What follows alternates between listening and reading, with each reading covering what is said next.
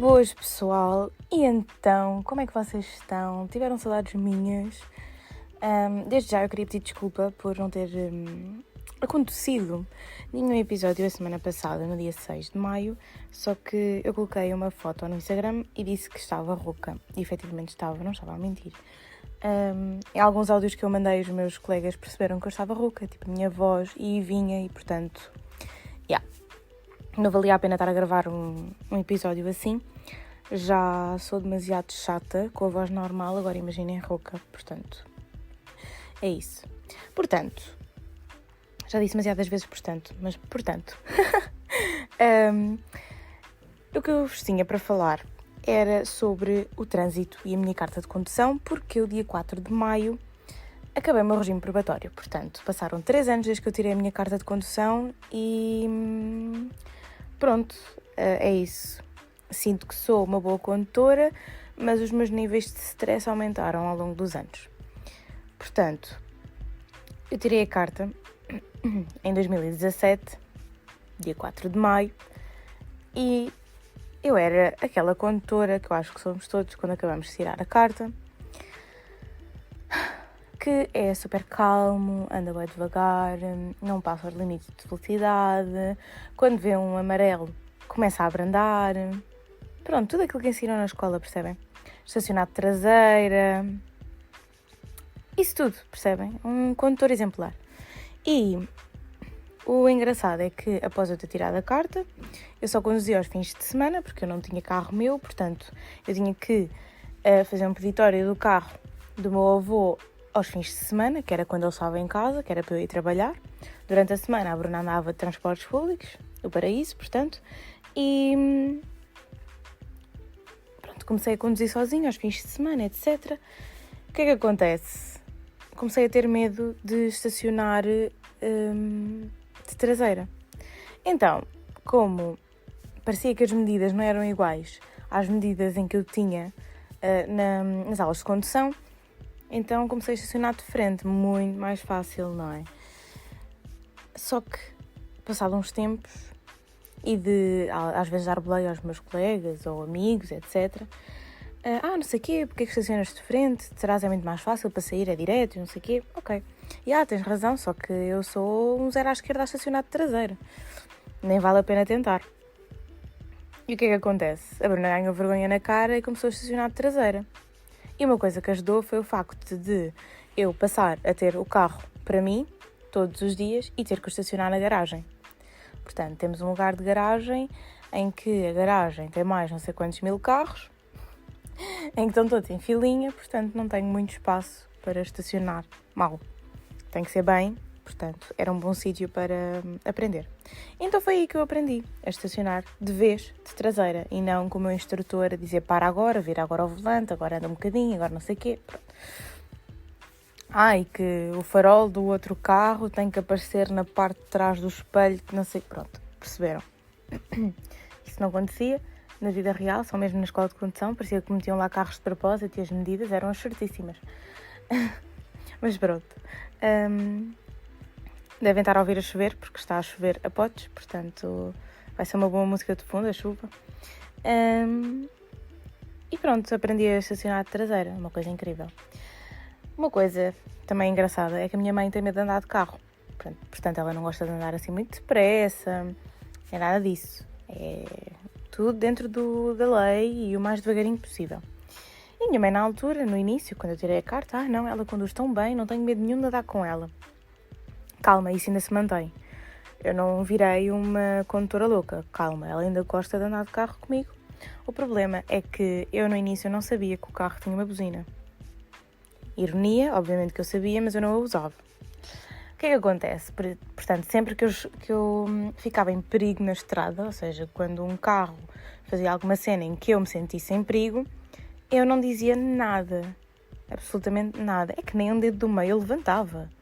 Era a coisa mais calma à face da terra. Aliás, eu nem me reconhecia, porque eu sou uma pessoa que ferve em pouca água e no trânsito eu não dizia nada. Mas absolutamente nada, era estranho. A minha mãe dizia, olha para aquilo, quase que nos bateu. Mãe, deixa lá. Quer dizer, quem é que hoje em dia é assim? Ninguém, não é? Então este meu, como é que eu ia dizer, este meu tempero começou a ficar apurado. Porque ao longo do tempo a pessoa começou a ficar mais explosiva, entre aspas, vá. Então, e depois é engraçado, as minhas situações de perigo, calma, quando eu digo situações de perigo é sempre que alguém ao meu lado me ultrapassa ou faz uma curva mais apertada e quase que me bate. Calma, eu nunca tive um acidente, não vou ter, espero eu. E pronto, quando eu digo situações de perigo é que a outra pessoa merece uma buzina dela e se calhar um vai para o... Pronto. E pronto, isso no início não acontecia. É isso que eu me estou a referir. Não pensem que eu ando em sentido contrário a toda a hora e eu é que meto os outros em perigo.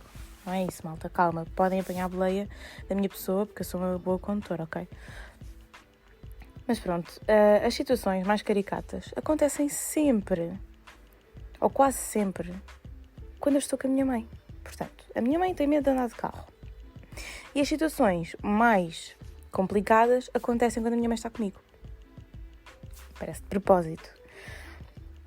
A mais recente e engraçada que eu posso contar é que um dia eu ia, na estrada com a minha mãe, numa rua normal, e a senhora à minha frente, num carro, decide pôr o pisca para a direita porque ia começar a encostar para arranjar lugar. Tudo bem, vamos arranjar lugar. Só que, entretanto, eu meto o meu pisca para a esquerda, não vem ninguém na via contrária, meto o meu pisca para a esquerda para ultrapassar, porque a senhora estava a abrandar para estacionar. Portanto, eu ia ultrapassá-la para continuar a minha vidinha. Só que, exatamente no momento em que eu estou ao lado dela, ela mete o pisca para a esquerda e começa a arrancar como se nada fosse. Ou seja, era eu a andar e ela a andar ao meu lado e eu em sentido contrário. Malta, passei-me. Completamente. Porque ela estava-me a pôr em perigo. Porque num raio de, 10 metros, estava uma curva. E uma curva que tem pouca visibilidade. Portanto, se viesse um carro a abrir do outro lado, eu é que estava em sentido contrário, percebem? Então, eu tive que carregar no acelerador para a ultrapassar e pus-me à frente dela. E apitei, como é óbvio, que era para ela abrandar. E não é que a senhora apita-me de volta. Passei-me. Então, mas quer dizer, eu estou em sentido contrário. Eu apito-lhe para ela abrandar, para eu não me pôr em perigo. E ela apita-me de volta. E depois tem um senhor sentado ao lado dela, a abanar os braços, como se estivesse a discutir comigo. Bem, vocês não estão a perceber. Eu estava a andar devagar enquanto isto acontecia, não é? Porque tinha acabado de voltar para a faixa normal. E eu parei o carro, mas literalmente parei o carro do nada. Apitei-lhe de volta e fiz-lhe o dedo do meio para o espelho. Portanto, passei-me. Mas quem é ela para estar a refilar comigo? Vocês não estão bem a perceber toda a situação em si. Era a minha mãe, que estava completamente passada. Sim, porque o nervosinho dela também aumentou. Não foi só o meu. A minha mãe estava completamente passada, mas dentro do passado estava calma, porque ela não é daquelas pessoas que começam a dizer asneiras e pronto, a abanar os braços como o senhor do lado no outro carro estava a fazer. Mas ela estava, não acredito nisto, e nós estávamos em sentido contrário, e ela ainda te está a apitar porquê? Não faz sentido. Bruna, segue, tu tens razão. E eu, segue? Então, mas esta senhora é louca? Bem, vocês estão a perceber a minha indignação ainda agora, portanto imaginem no momento. Eu tinha ido comprar umas coisas para ir levar aos meus avós. E entretanto vou à casa dos meus avós, e assim que chego lá à casa, não é? Com as devidas distâncias de segurança, calma, malta, eu começo a dizer ao meu avô, porque, pronto, o meu avô foi a pessoa que me ensinou mais ou menos a conduzir, entre aspas, pronto, que depois da escola de condução foi a pessoa que me deu mais apoio, tipo, em termos de condução, porque eu acho que toda a gente, quando acaba de tirar a carta, tem sempre aquele receio. Pronto. O meu avô no início meteu-me ainda mais receio, mas depois foi o que me acalmou mais, e tipo, eu ia ao lado dele a ver, olha, agora fazes assim, e nesta situação costumas fazer assim, pronto. Perceberam? E virei-me logo para o meu avô, não estás a perceber o que é que aconteceu? Contei-lhe a história toda, e ele, são condutores de fim de semana, que não sei. Pronto. Não era fim de semana, mas pronto. São aqueles condutores que saem porque estamos de quarentena e só saem agora uma vez por semana. E pá, parece que as pessoas estão loucas na estrada, percebem? Por isso que isso, não sei, é estranho. Não é? As pessoas não têm às vezes noção o que é ter um carro nas mãos e meter os outros em perigo. Eu tenho noção que não posso estar a acelerar quando um carro está ao meu lado em sentido contrário. Aliás, se calhar, eu ao ver isso, não é se calhar, era o que eu ia fazer. Eu continuava parada ou abrandava ainda mais para o carro me conseguir ultrapassar. Não é? Temos que olhar tipo, para o nosso umbigo e para o umbigo dos outros, que é mesmo assim. E pronto, portanto, eu era uma pessoa muito calminha, que não utilizava a buzina e agora acho que sou uma condutora normal. Porque, pronto, toda a gente utiliza a buzina, toda a gente utiliza as neiras, toda a gente utiliza um dedo do meio, não sei, pronto, acho que agora considero-me normal, antigamente se calhar era normal, por ser demasiado calma, mas no entanto acho que todos os condutores deviam ser assim, porque acho que se evitavam muitos acidentes e muitas discussões no trânsito. E eu tenho o meu tio, por exemplo, que é uma pessoa extremamente explosiva, extremamente... eu nem sei o que é, porque eu sei que ele é extremamente alguma coisa, mas eu nem consigo especificar o que é, porque ele é daquelas pessoas que for preciso sair do carro. Isso já me aconteceu, eu ia com ele, eu era mais nova, e lembro-me que nós estávamos... pá, aconteceu qualquer coisa na estrada, e entretanto estava um sinal vermelho. E ele, até ao sinal, estava a gritar com a pessoa do carro ao lado, e quando parámos no sinal, ele abriu a porta do carro e saiu do carro, para ir gritar no vidro do outro. Só faltava sacar do taco de beisebol. Graças a Deus que ele não tem um no carro, mas caso lhe passe um dia na cabeça eu acho que ele é capaz de o usar. Portanto, eu não sou esse tipo de pessoa, porque há muitos assim, e eu já lhe disse para ele ser mais calmo, mas é do feitio dele e não dá. Não sou apologista destas coisas. Mas pronto, isto para resumir que estou bem contente por já ter ultrapassado o nosso regime probatório. Quer dizer, não é que faça grande mudança, não é? Não é que agora deixe-se ter cuidado e que faça maluqueiras e passe sinais vermelhos à toa. Não, nada disso. Mas sei lá, parece que a pessoa respira melhor, estão a ver? Porque é aquela coisa, se acontecer alguma coisa, tiram-te logo a carta. E agora é tipo, se acontecer alguma coisa, tiram-te os pontos. Pá, não sei. Mas... também fiquei chocada pelo facto de, como assim já passaram 3 anos que eu tenho carta de condução. Portanto, temos vários tipos de pessoas no trânsito. Eu acho que já mencionei ao longo desta conversa alguns desses tipos. E, portanto, eu gostava de saber se já tiveram algumas histórias caricatas no trânsito, tal como eu já tive. Porque, pronto, eu acho que há sempre esse tipo de histórias. Acho que... não dá para evitar, não é? Porque, como eu já expliquei, existem vários tipos de pessoas e esses vários tipos de pessoas têm reações diferentes. Portanto, eu acho que toda a gente já passou por alguma situação caricata e eu gostava de saber. Portanto, eu vou fazer como fiz há 2 episódios anteriores. Ou foi no último, já não me lembro. Desculpem, a minha agenda está um bocado trocada porque como não publiquei uma semana... não sei a quantas ando, mas pronto, vou deixar outra vez uma caixinha. Foi da história da Uber, já me lembro. Vou deixar uma caixinha no Instagram para me contarem as cenas mais engraçadas que vocês tiveram no trânsito e depois no próximo episódio, ou noutro qualquer, quando eu receber respostas, eu acabo por partilhá-las, caso tenha respostas. Portanto, malta, estou a contar com vocês. E depois o segundo tema que eu queria abordar, eu hoje nem disse o tema do episódio. Eu não faço isto há uma semana e parece que já não sei fazer. Ridícula, Bruna. Mas pronto. Hoje o tema do episódio, como já repararam, é trânsito. E pronto, os meus 3 anos de carta. E vou falar sobre os fura-quarentenas. 1 minuto de silêncio para essas pessoas que foram à quarentena. Porque são ridículos. Porque é assim, ok, o estado de emergência foi levantado, malta, sim, é verdade. Mas é assim, o modo quarentena, isto é engraçado porque dá para fazer aquela ironia do nome do podcast. O modo quarentena ainda não está terminado por completo. Portanto, o que é que acontece? Ok, o estado de emergência acabou há coisas que estão a querer voltar à normalidade. No entanto, vai das pessoas que ainda estão em casa e têm que ficar em casa, continuarem em casa. Porque os números estão a aumentar outra vez, seja de infectados, seja de mortes, etc. O que é grave. E se vier aí uma segunda vaga, malta, nós não vamos aguentar.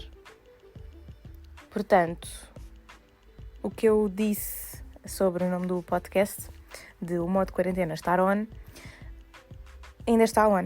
Porque eu ainda me considero em quarentena, mas voluntária e não obrigatória.